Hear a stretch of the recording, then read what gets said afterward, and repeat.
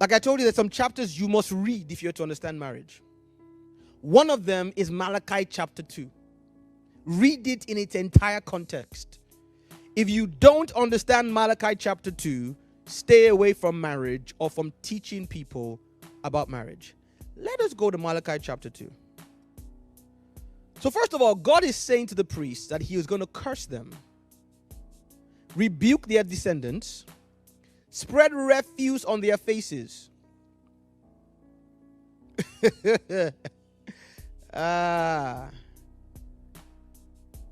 He then says, I had a covenant with you. And when I had this covenant with you, look, see. So when I had a covenant with you, with your father Levi, he feared me. He was reverent before my name. The law of truth was in his mouth. He walked with me in peace and equity and turned many away from iniquity. But you have departed from the way. Someone say departed from the way. God has a problem with that generation of priests. And he says that they have violated a covenant with him. Someone say covenant with him. This is why I said you must read these chapters. Malachi 2, Mark 10, Matthew 19, 1 Corinthians 7, Jeremiah 3.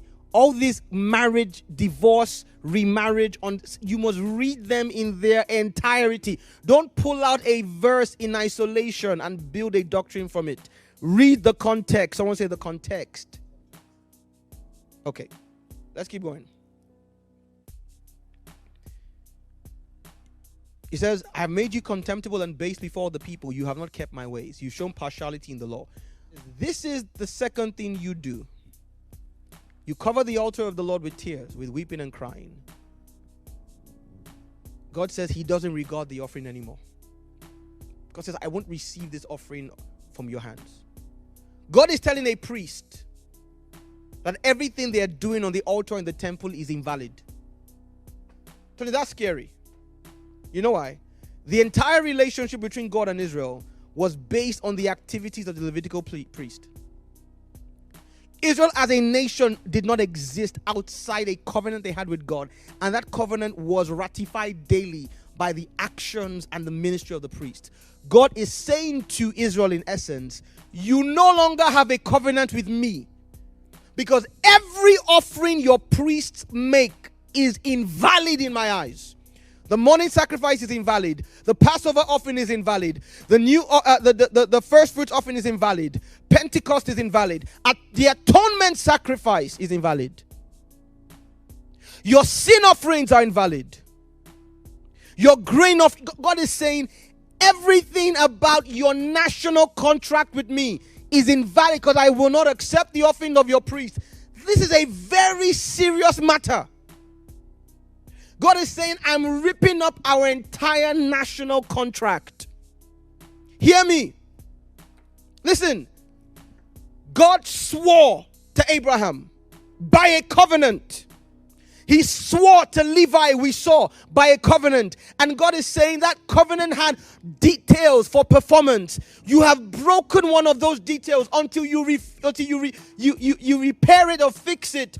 Our entire covenant is useless if the behavior of some people could invalidate God's entire relationship with a nation. How much more can the behavior of a person invalidate God's entire relationship with that person? I want you to think of this for a second. If you can do something as a priest that disenfranchises an entire nation, don't you think you can do something as a person that disenfranchises you, the perpetrator? Okay. Now, let us look at this horrible crime that was committed. That God basically said, my covenant with you is broken. Because the Lord has been a witness between you and the wife of your youth, whom you have dealt with treacherously. Yet she is your companion and your wife by covenant. God says, you brought me into the covenant. I'm an equal party now. And there's something you are doing that is treacherous. I want to say treacherous. There are people who are not qualified to be married.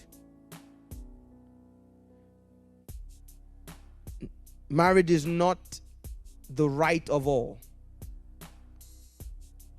And so if you're going to marry somebody, you might want to check that they qualify to be married.